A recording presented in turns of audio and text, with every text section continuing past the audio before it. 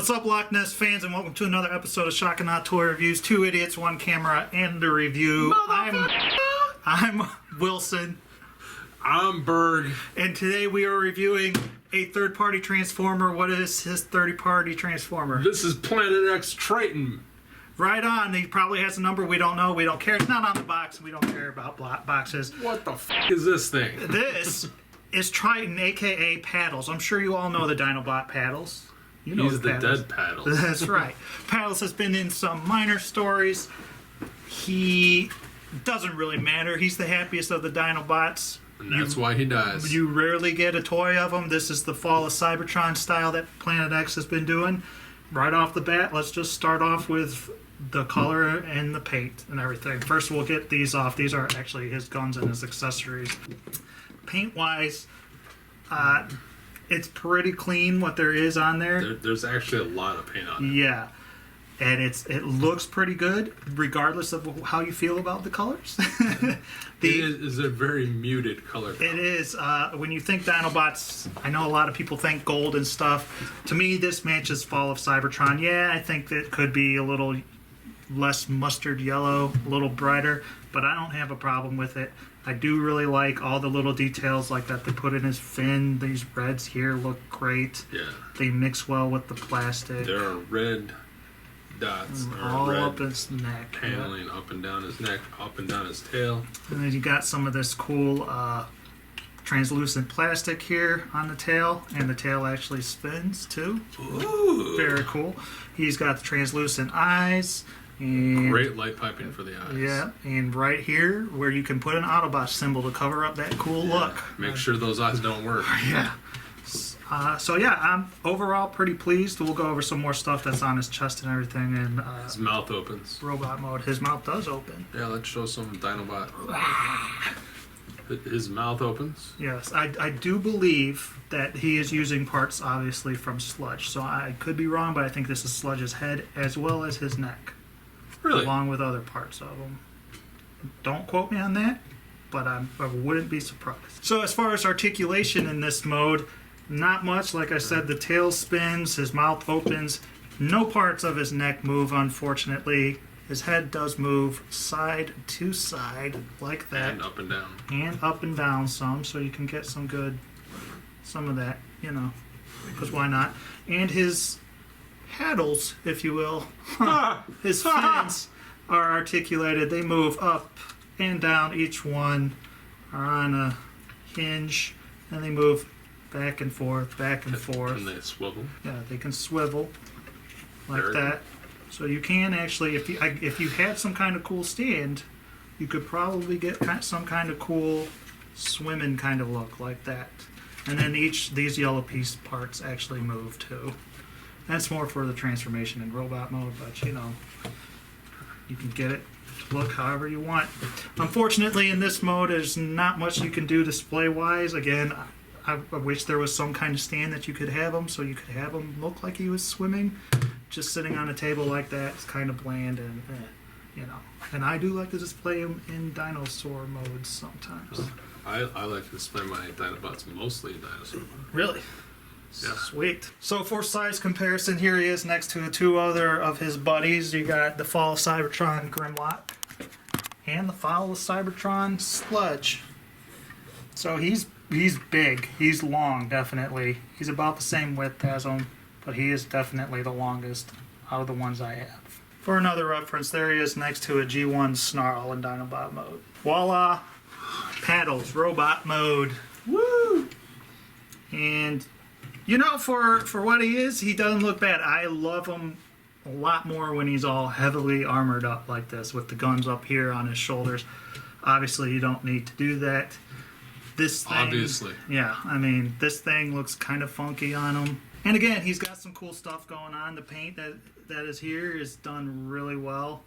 And again, there's more of this, what is that, light piping or translucent plastic, or the same?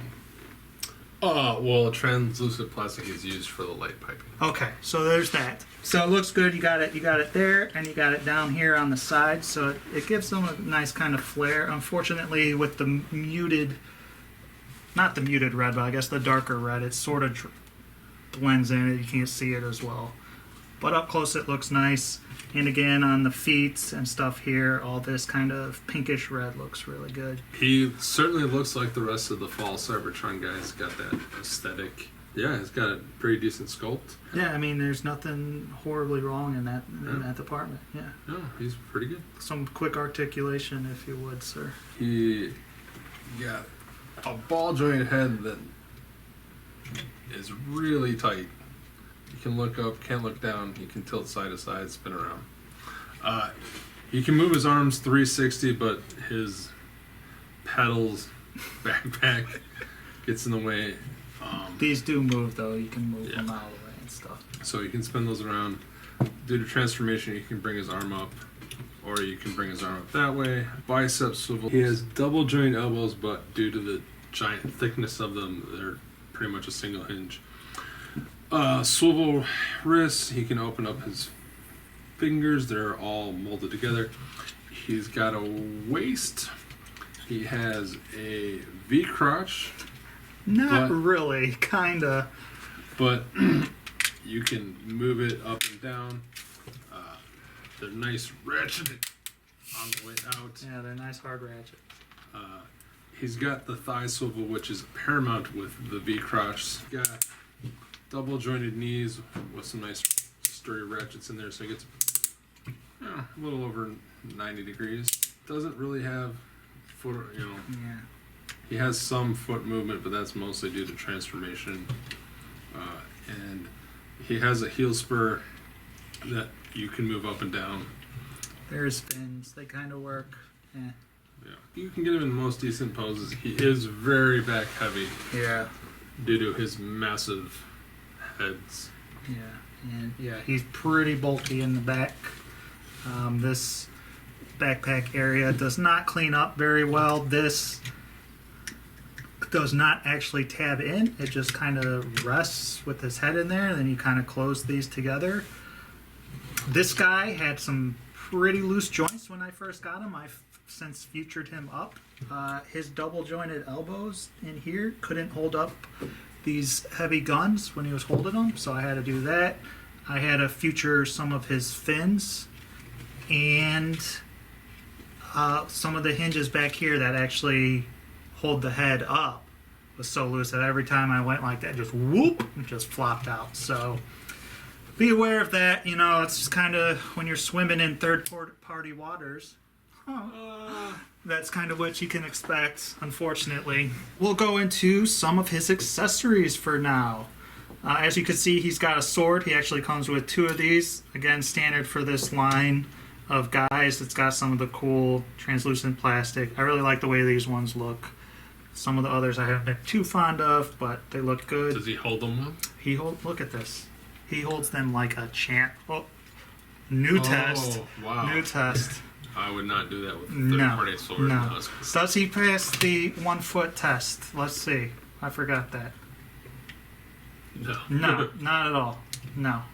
As you saw, he comes with this thing that turns. I guess it's sort of to be thought of as like a saw blade or something, and he can hold that. Slides in.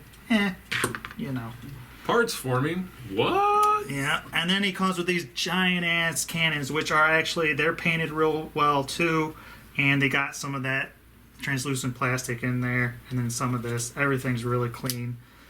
You can, again, as you saw, put them up there, or he can hold them just like so. And even with the future, he still has trouble sometimes. I appreciate it enough. I think there's some cool accessories. For such a nice Dinobot, he's heavily armored and packing. He's weaponed up. Yep. Alright, so for some size comparisons, here he is again next to some of his buddies. Fall Cybertron, Grimlock, Slag. As you can see, him and Grimlock are actually pretty much the same size. Yeah. I bet you if you had all of them, they'd look fucking great standing next to each other. Probably. I already like this. Here he is next to official NP Grimlock. This Grimlock does have the foot extensions that you get with the Fans Toys Slag. Here he is next to 2016 Toy of the Year contender, Scalor. They look pretty good together. Yeah, I like that. And then again, G1 Snarl. I'm just gonna start off, I'm gonna give him a 2.5. Out of all the Dinobot toys that I own, he is one of them. Starting off, you know, I got a Paddles toy. Who would have thought? Berg, if you had come to me and said, Wilson, guess what? They're coming out, they're gonna do a Paddles toy someday. I would have said, shut up. But it turns out that they did. So someone gave me a Paddles toy. I know Fans Project is also doing one. This is the Probably. We'll see. He definitely has his problems. He had the loose joints, which, okay, I'm used to that by now. I don't like how this thing doesn't tab in back here anywhere. He does have problems standing. These heel spurs don't work as well as they should. You know, I love his accessories, but his Dinobot mode is just kind of, he doesn't click together well. There are pieces that don't always line up. No matter how close you get them, they don't stay together. There's a little hinge that connects into here, this part in Dinosaur mode. This goes into this hole here in his chest. That is really hard to get so it'll stay. So he's just average, you know. I guess he's kind of what you'd expect a Paddles toy to be. Here's Paddles. He doesn't have really any neck articulation as a dinosaur. You can't really do anything with him as a dinosaur. He'll look good next to my other guys. I still have fun playing with him, and again, I like when he's all armored up and everything, but he's just kind of average. He was a bit of a letdown, quite honestly. Buyer's remorse? No buyer's remorse. No. I still have enough fun with him that I got what I paid for. I enjoy him. So I would only recommend him to people who are in for this line of guys, all in, you know, or gigantic Paddles fans. I know you're out there. Well, I'm going to give this guy 1.5. Wow. I think this is a pretty lame toy. Wow. There's all the points that you mentioned. He's no fun to play with in dinosaur mode at all. You can't get him, he can't move. Right. I don't like the look of him in this mode. He's got loose joints all over the place. He's weirdly proportioned. Mm-hmm. I don't like the aesthetic. I hate the fact that you see his dinosaur head behind his head. Just yeah, that may be a little bit of user error. And how long have you had this guy? Probably a week. Yeah. Maybe 2. Week 2. He's already starting to break.